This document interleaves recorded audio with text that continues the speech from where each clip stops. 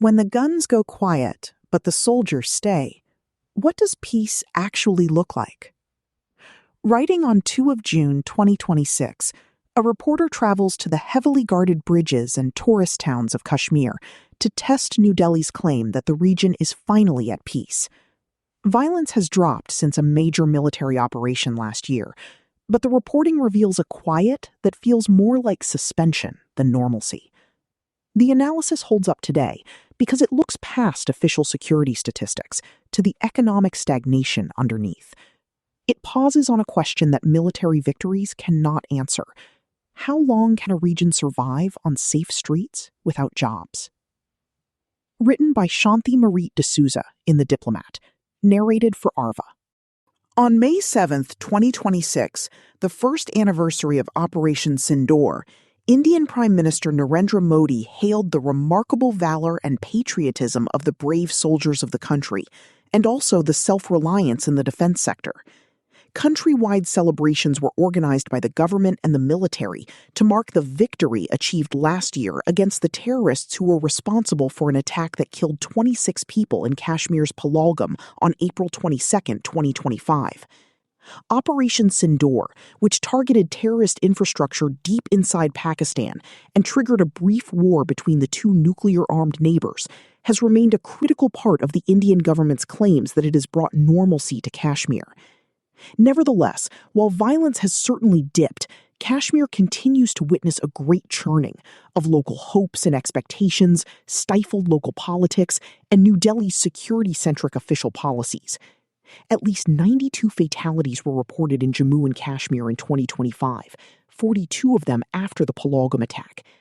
According to the database of the South Asia Terrorism Portal, 46 terrorists were killed, of whom 32 died between May and December that year.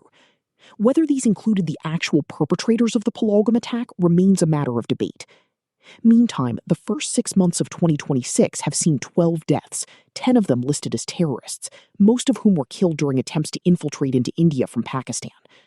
The month of May, which traditionally sees increased violence in the valley after the snow melts in the mountains enabling movement across the border, passed without a single terror attack.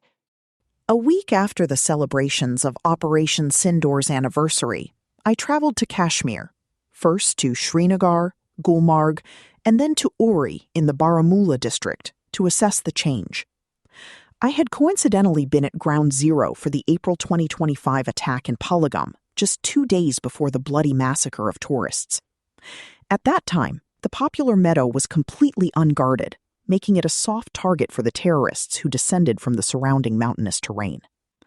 The attack disrupted tourism in the valley. The economic lifeline of the local Kashmiris, dependent on tourism, had come to a standstill, raising the question, will Kashmir regain its charm and attract tourists again? A year later, under beefed-up security, tourists indeed are back. The memories of the attack have faded somewhat.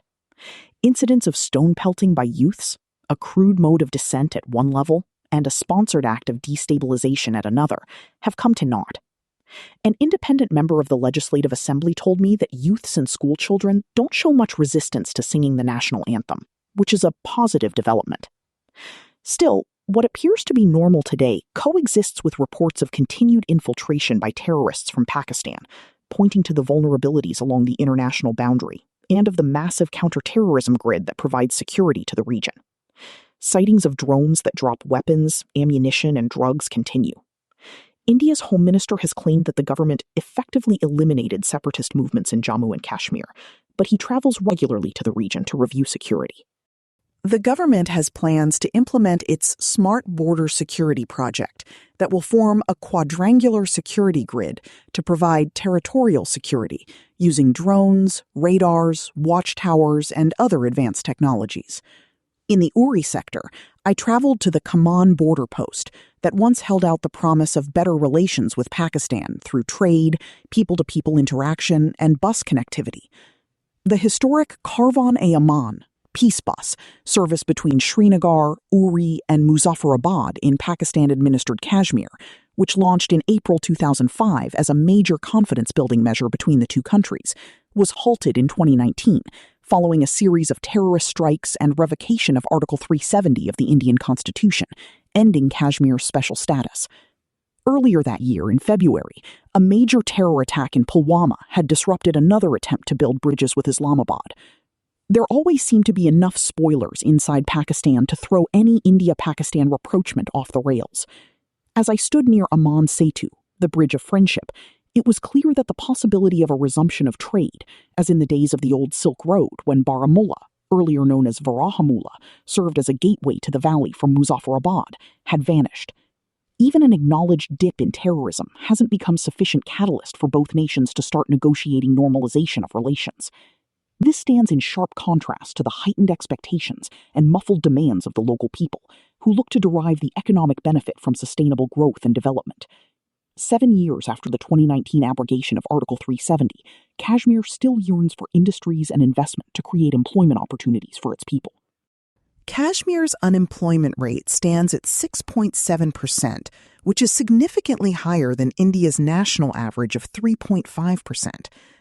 A baseline survey held in 2025 revealed that nearly 500,000 people over the age of 15 years are not working but willing to work. This repudiates the data of New Delhi's official think tank, Niti Aayog, which claimed that the multidimensional poverty index in the region has dropped from 12.56% in 2013-14 to 4.8% in 2022-23. Not surprisingly, my interaction with a range of people from various walks of life revealed that New Delhi's repeated claim that the conflict theater has been fully integrated into India rings hollow to ordinary Kashmiris without stable incomes, especially in a place where living standards are prohibitively expensive. Kashmiri Muslims don't all have secessionist tendencies, as believed by many outside the region. But at the same time, they want opportunities to be genuinely included in India's development journey. The performance of the government in this sphere remains less than ideal. For instance, the 2024 plan to develop 46 new industrial estates in the region to fulfill the goal of Made in Jammu and Kashmir remains mired in delays, without any concrete timeline for completion. Worse still, the impact of climate change has introduced significant uncertainties into the traditional sources of income, from the apple orchards to tourism. It seems even a centrally controlled administration in Kashmir that supersedes a nominal and powerless provincial government isn't able to ensure progress without improving governance, inclusion, and sustainable development. Through its 2019 decision, New Delhi sought to correct the historical anomaly that kept Jammu and Kashmir from being integrated into India. 7 years later, and multiple Indian military counterterrorism forays into Pakistan notwithstanding, the region remains suspended between security gains and unfulfilled developmental promises. True integration, it appears, will remain elusive until New Delhi stops treating Kashmir as a security variable to be managed and starts realizing that its people deserve the same opportunities available to the rest of India, be it in politics or economic opportunities.